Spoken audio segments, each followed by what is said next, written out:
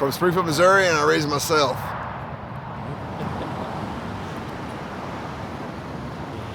I'm from Santa Barbara, California. My Aunt Vera raised me from the time I was a year and a half to the time I was 11, until she passed in 1967.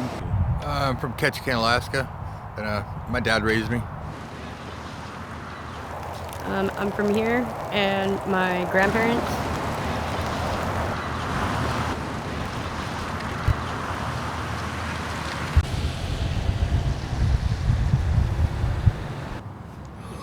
I'm from California. I was born in Melbray, and we moved here in 1968, and who raised me is Mr. and Mrs. Kelly Youngblood.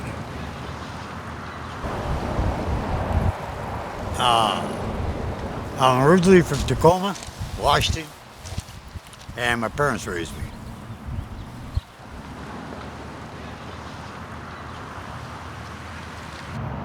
I was okay in school. I like school, but I got picked on. You know, I was one of those kids. Well, I would say I wasn't the best student in the world, but I did manage to get into college and maintain a C average after having dropped out in 9th grade. Yeah, I did real good. I got A's and B's all my life.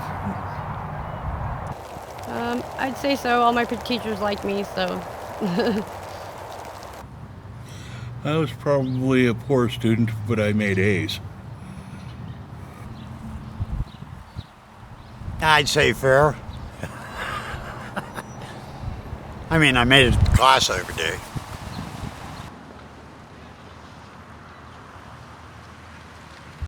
One year ago today, I was hitchhiking out of Louisiana, heading back around. I was probably at Asheville, North Carolina by then. A year ago, I was in Santa Barbara kicking it with some friends, and we were eating pizza and stuff, so we weren't doing too badly. Oh, geez, a year ago I was in Powers, Oregon for a while.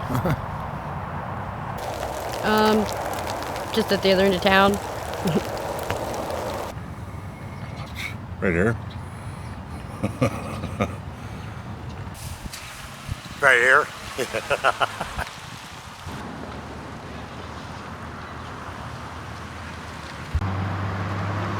Exactly where I am now, on the road.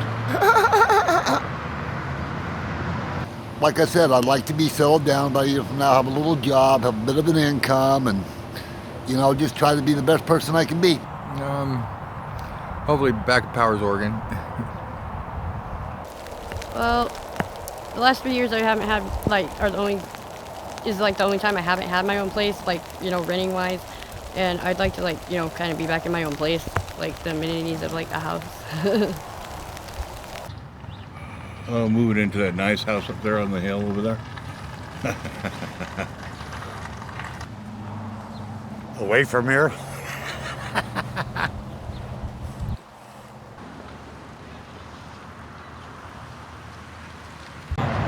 Who is my best friend? My dog. Because, without her, I wouldn't be as grounded as I am today. I'd probably be out there just acting a fool. She keeps me grounded. She helps me. Vincent Ortiz. He's from Santa Barbara, and we lived in basically the same neighborhood, and our families basically lived across the fence from each other, so we became very good friends, but we separated when I got put into non-delinquent custody, and I haven't seen the guy since. Jeremy Raymond, a friend in Alaska. we're friends ever since we were like 11 years old.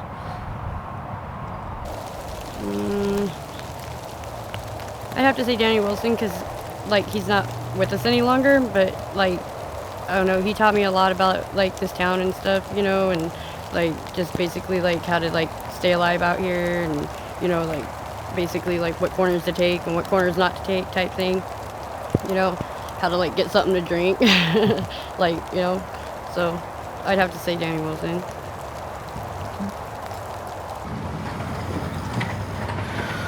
Best friend. Actually, I don't think I want to tell you that. Sean.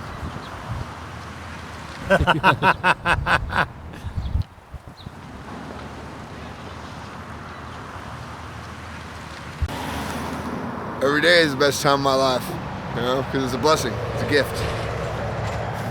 Best time of my life hasn't happened yet, but it's going to. Live in Alaska. It's nice. It's nice for free up there, and you get pretty much a gold mine. You can do everything you want. You know, they don't have a bunch of stipulations like they do down here.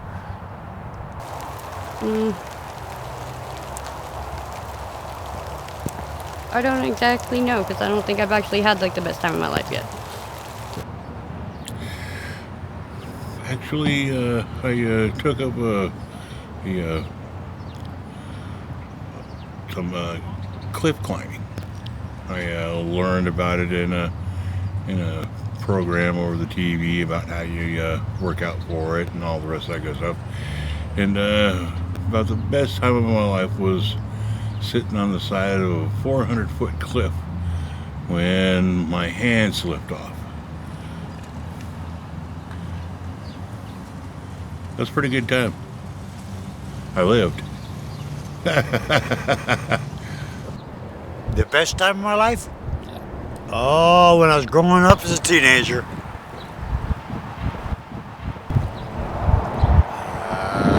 Just because the world was different then.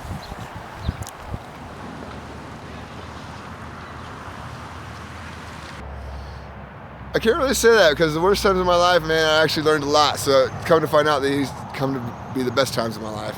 You know, at the time they seemed pretty crappy, and like they were the worst times.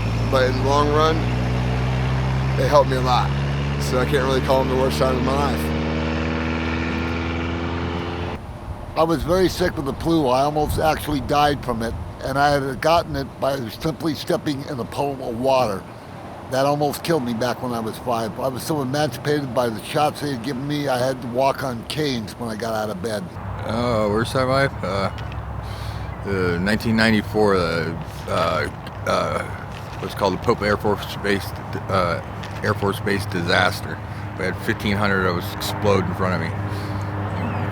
Yeah, because the air traffic controller screwed up and had a F-14 Tomcat landing when a C-130 was taking off the tarmac, and they collided right over us. I'd have to say like the day that my kids got taken.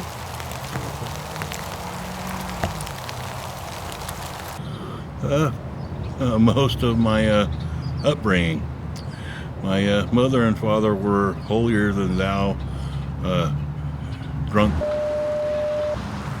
And my father, to make it worse, my father was a workaholic, and my mother was lazy. And so it was a constant fight from the time I was born until they were divorced.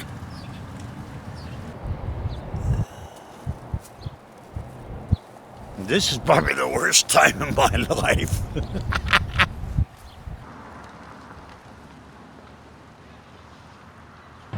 Oh, that's a good one. I want to fly. Yep.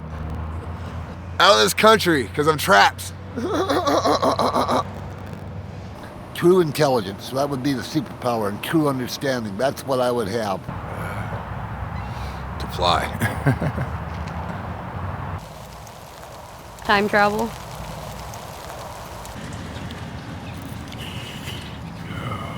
Only picking one. That's tough. It'd have to be mind control. I just go through and tell everybody, this is what you really should want. God.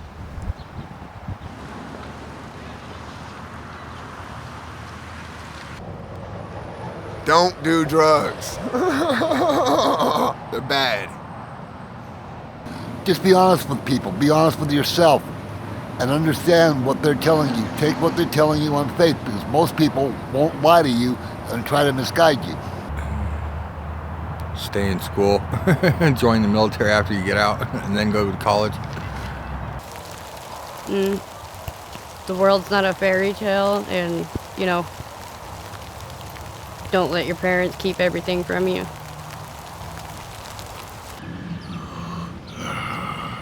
We're just about ready to do a thing called the Third World War.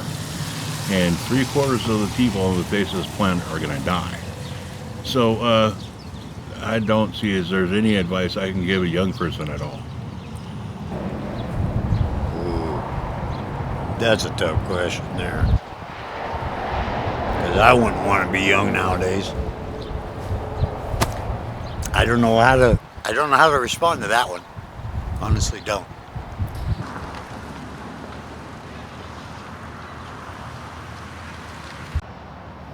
Of course there is. Of course there is. Yes, there is a heaven, and there are gods there. And there's more than one. As there's more than one devil, there, in hell there's more than one heaven. Oh, yes. Yes, there is. Well, if I believe that there's a hell, there has to be a heaven. Can't say there's one without the other.